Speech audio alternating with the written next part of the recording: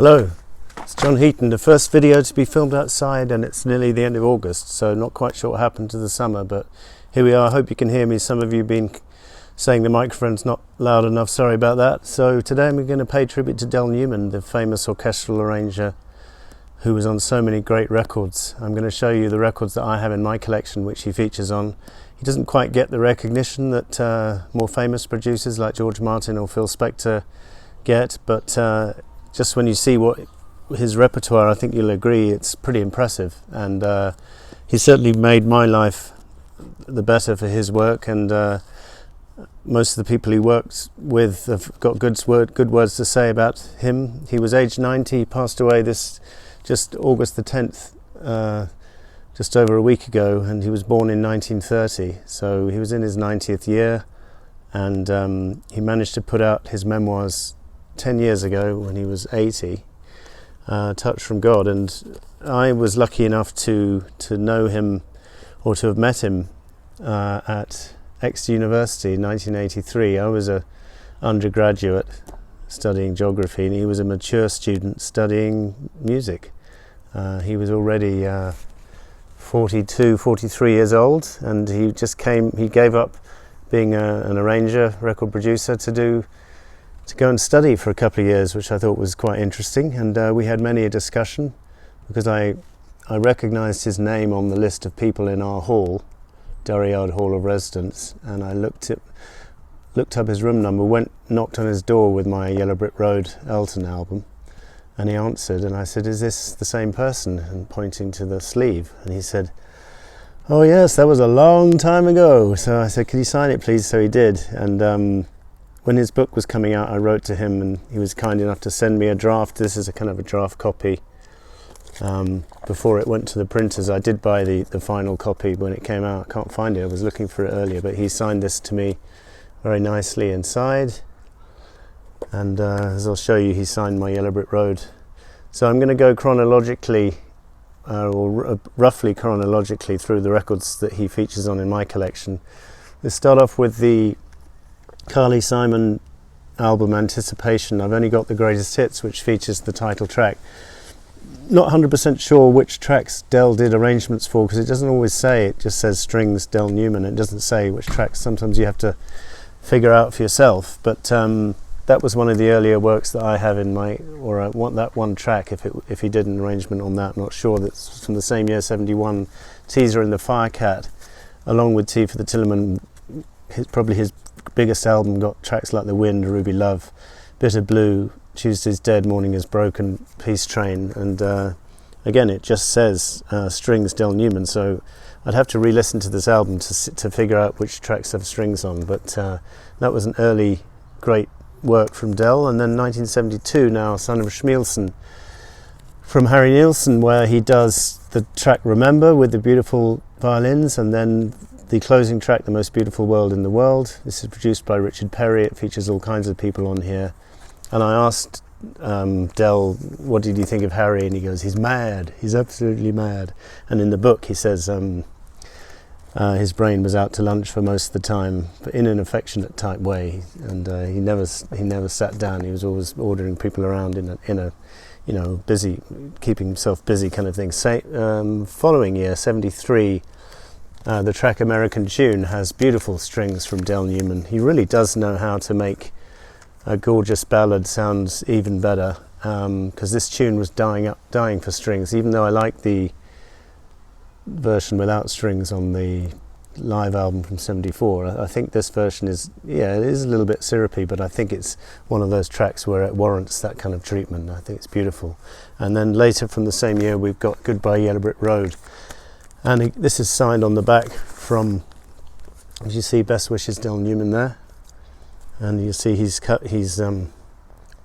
credited there, Orchestral Arrangements Del Newman. Now it doesn't say which tracks, but a lot of them spring to mind, and when one's listening, Candle in the Wind, the title track, I've seen that movie too, Sweet Painted Lady, Harmony, have all got beautiful strings. Just probably his apex in terms of contribution to a record. He really lifts that album. And then he did one song from Caribou, Don't Let the Sun Go Down on Me. He did the horns for that, so that famous da da da da da da da da da da, that's Del, and that lifts the song, and it was featured on the Greatest Hits, the Volume 1, the original. And then from 75 we've got very strong contributions to Art Garfunkel's Breakaway album. All of the ballads on side 2 I think have strings. I Only Have Eyes for You, Looking for the Right One in particular, benefit from lovely strings. And also the opening track, the Stevie Wonder, I Believe When I Fall in Love, beautiful string arrangement there.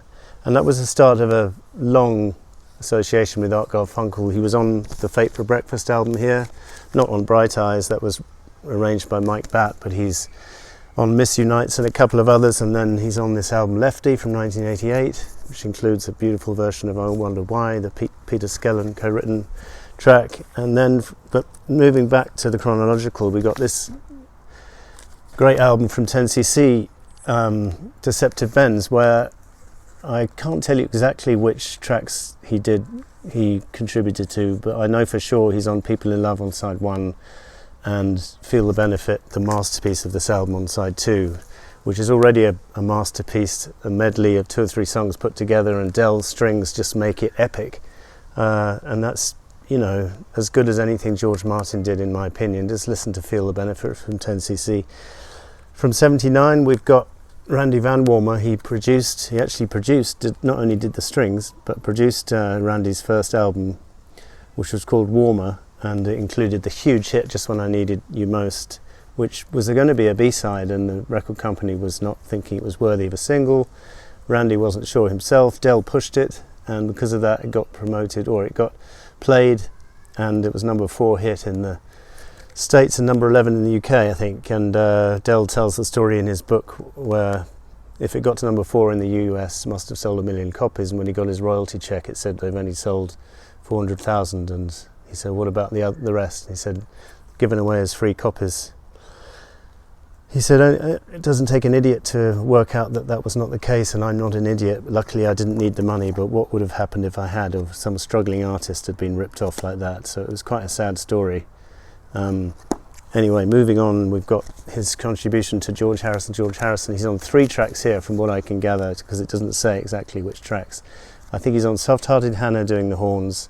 I think he's on Blow Away, understated strings and horns, and he's definitely on Faster, because the strings are quite prominent on that. And apparently when he showed the arrangement to George of Faster that he'd done, George said, oh, that's not what I expected something more Mexican.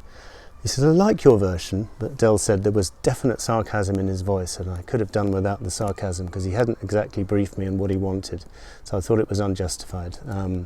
So that was interesting. And then he tells the story in this book. Later that year he goes to Friar Park with a flute player. I'm trying to work out who this flute player is, because it's not credited on a George album from what I can see around the time. Anyway, this flute player took his 5-year-old son with him because his wife was visiting a sick relative, and George was in the middle of a domestic row and came to meet them and saw the kid, and was asked, can the kid stay? And he said, what do you think this is, a circus? And Del said that the 3 hours of recording was one of the tensest, frostiest atmospheres he's ever experienced, and he knew that he just never wanted to go to Friar Park again. So that's interesting that you hear the negative side of George Harrison. He wasn't always Hare Krishna, and he could be as bad-tempered as the rest of us. So I thought that was interesting. That now, the last thing I have to show you is his association with Squeeze. So he was on, I've got 2 albums, Sweets from the Stranger, which includes Black Coffee in Bed and Babylon and On, and he's credited on both of those. Again, I'm not quite sure which tracks, but he's also on Argy Bargy and East Side Story. So I'm not quite sure. Maybe James Griffiths, you can tell me which tracks he had a hand in, because I'm not that familiar with the albums of Squeeze. I'm being mainly into their hits, but it's pretty impressive that he was on 4 of their albums. And then other artists who are not in my collection who he worked with would include Rod Stewart. He did the strings for Do You Think I'm Sexy, the huge hit, the late 70s. He worked with Leo Sayer, Cliff Richard, Diana Ross, Andrew Lloyd Webber, Elaine Page, 10 Years After, the famous song of theirs, is one of the famous songs, is arranged by him. Who have I missed? Probably someone.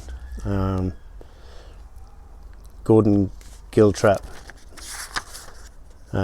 Scott Walker, Johnny Mathis.